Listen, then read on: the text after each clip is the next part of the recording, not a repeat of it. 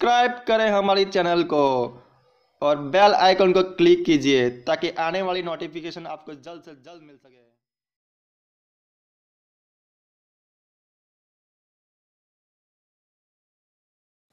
Hello student, आज मैं आपके लिए लेकर के आया हूँ कक्षा 7 हिंदी विषय का पहला पाठ हम पंछी उन्मुक्त गगन के। तो आइए हम पढ़ेंगे लेसन हम पंछी उन्मुक्त गगन के। तो थोड़ा सा इसमें हम आपको लेसन शुरू होने से पहले इसके बारे में थोड़ा सा बता देता हूँ। तो इस लेसन में हम पढ़ेंगे एक बंद पिंजरे में बंद पक्षी की आशाएं कैसे वो विचरण करे खुले आसमान में, स्वतंत्र आसमान में, किस प्रकार वो इस आसमान की सीमाओं को लांघ करके सिटीज पर मिलन करे और किस प्रकार वो इस सोने के पिंजरे में रह करके सोने की कटोरी का भी त्याग करना चाहता है। सोने की कटोरी में खाना ना खा करके वो खुले आसमान में रहना चाहता है। तो इस प्रकार से इस लेसन में बताया गया है। तो आइए हम इस अच्छा बेहतर समझने के लिए हम इस लेसन को पढ़ते हैं। तो आइए, हम पंछी उन्मुक्त गगन के पिंजर बंद न गा पाएंगे, कनक तीलियों से टकराकर पुलकित पंख टूट जाएंगे। तो कवि पक्षियों के माध्यम से कहता है, पक्षी क्या कहते हैं, हम पंछी उन्मुक्त गगन के। उन्मुक्त होता है स्वतंत्र, खुला आसमान।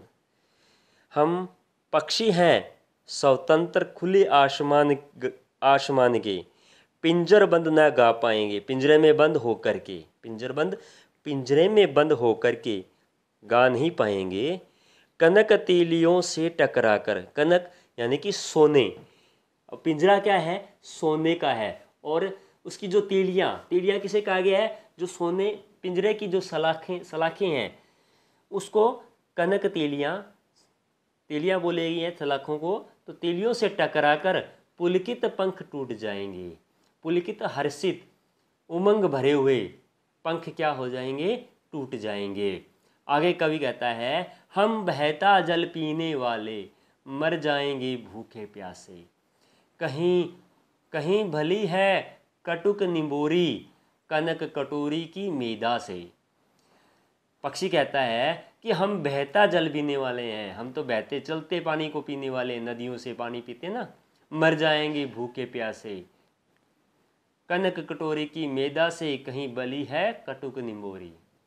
कहता है कि पक्षी कहता है कि जो पिंजरे में सोने की कटोरी में हमें मैदा क्या होता है, मैदा होता है कनक के आटे से भी बिल्कुल बारीक बना हुआ, उसे हम मैदा बोलते हैं। आटे से बारीक होता है और उसके अंदर जो दाना चुगा, जो भी डाला जाएगा, पानी डाला जाएगा, उसको सोने की कटोरी में मैदा डाला जाएगा, पानी दाना चुगा जो भी डालेगा वो हम नहीं खाएंगे, मर जाएंगे हम भूखे प्यासे। इस कनक सोने की कटोरी की जो दाना चुगा है, मैदा है, उससे कहीं अच्छी है कटुक माने कड़वी, निंबोरी माने निंबोरी क्या होता है, नीम पर आपने देखा नीम का जो पेड़ होता है उसके ऊपर जो फल लगता है पीले रंग का, उसको हम निंबोरी बोलते हैं ना, निंबोड़ी है ना। तो वो उसको बोला है कि कहीं अच्छी है इस सोने की कटोरी में रखे हुए दाने और पानी, दाना चूगा, मैदा रखा हुआ है खाने के लिए, इससे कहीं अच्छी है हम वो नीम की निंबोली जो खाते हैं, खुले आसमान में खाते हैं, खुले आसमान में रह करके, कहीं अच्छी है वो। आगे आता है, स्वर्ण श्रृंखला के बंधन में अपनी गति उड़ान सब भूले, सब सपनों में देख रहे तरु की फुनगी पर के झूले।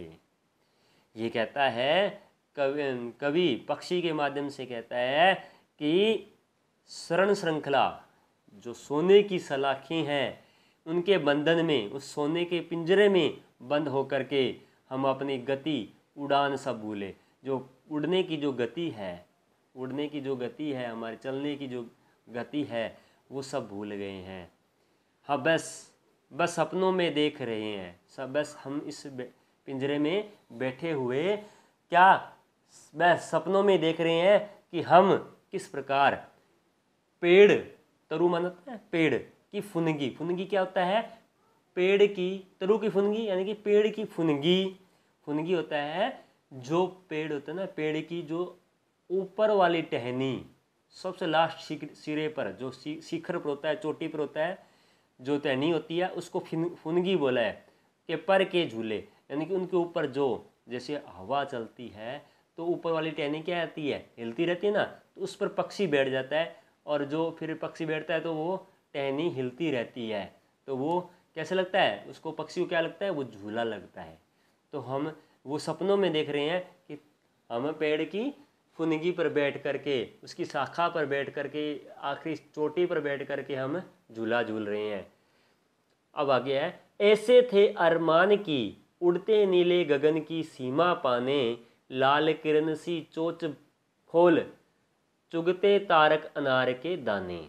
ऐसे थे अरमान, ऐसी इच्छा थी कि उड़ते उड़ते हम नीले गगन, नीले आसमान की सीमा को पा लेंगे, यानी कि उसका जो लास्ट सिरा है, यानी कि उसकी जो बॉर्डर है जहाँ वो समाप्त होता है, उसको हम पा लेंगे। लाल किरण सी चोच खोल चुगते तारक के दाने। देखो हम भी देखते हैं कि हम बैठते हैं घर पे, जो आसमान की तरफ देखते हैं तो तारे बिल्कुल हमको छोटे छोटे लगते हैं। तो पक्षी भी कहते हैं कि हम लाल किरण की सी चोंच खोल, हम जब सुबह के आसमान में हम देखते हैं, सुबह सुबह आसमान में देखते हैं तो वो जो तारे हैं, हम उन तारों को, जब तारों को हम देखते हैं तो हमको वो हमारी लाल किरण सी चोंच खोल करके हम उन तारों को अनार के दाने की भांति क्या करना चाहते हैं, खाना चाहते हैं। तो चुगते तारक अनार के दाने, तारक मतलब तारे, तारे रूपी अनार के दाने, यानी अनार कैसे तारे उनको कैसे लग रहे हैं, अनार के जैसे लग रहे हैं, तो वो हम कहते हैं कि हम उसको चुगते। अब आगे है, होती सीमाहीन क्षितिज से इन पंखों की होड़ा होड़ी, या तो क्षितिज मिलन बन जाता या तनती सांसों की डोरी। अब क्या कहता है, सीमाहीन क्षितिज से, यानी कि ये धरती और आसमान का जो मिलन है वो उसको बोलते हैं क्षितिज, जहाँ समाप्त हो जाती है। तो उस सीमाहीन क्षितिज को पाने के लिए इन पंखों की होड़ा होड़ी होती, या तो हम उस सीमा को पा लेते, या तो क्षितिज मिलन बन जाता, या तो हम सीमा को पा लेते, उस क्षितिज को पा लेते, या तनती सांसों की डोरी, या हम ये उड़ते उड़ते हम इन सांसों की डोरी हमारी टूट जाती, हम मर जाते, लेकिन उस सीमा क्षितिज को पाने के लिए हमारी पंखों की होड़ा होड़ी होती। नीड न दो चाहे टहनी का, आश्रय छिन भिन कर डालो, लेकिन पंख दिए हैं तो आकुल उड़ान में विघ्न डालो। नीड ना दो, नीड होता है घोंसला, घोंसला भी ना दो, चाहे टहनी का, टहनी पर हमें घोंसला भी ना दो, आश्रय छिन भिन कर डालो, हमारा जो आश्रय है, हमारा जो सहारा है, हम जहाँ रहते हैं उसको भी आप क्या कर दो, छिन भिन नष्ट कर डालो। लेकिन पंख दिए हैं तो, अगर पंख दिए हैं तो आकुल उड़ान में विघ्न न डालो। आकुल होता है किसी चीज को पाने की लालसा वाली उड़ान में विघ्न डाल, विघ्न यानी कि रुकावट ना डालो, हम इस उड़ान में किसी प्रकार की रुकावट न डालो। तो ये था हमारा लेसन, हम आगे इस प्रश्न के प्रश्नोत्तर लेकर के हाजिर होंगे।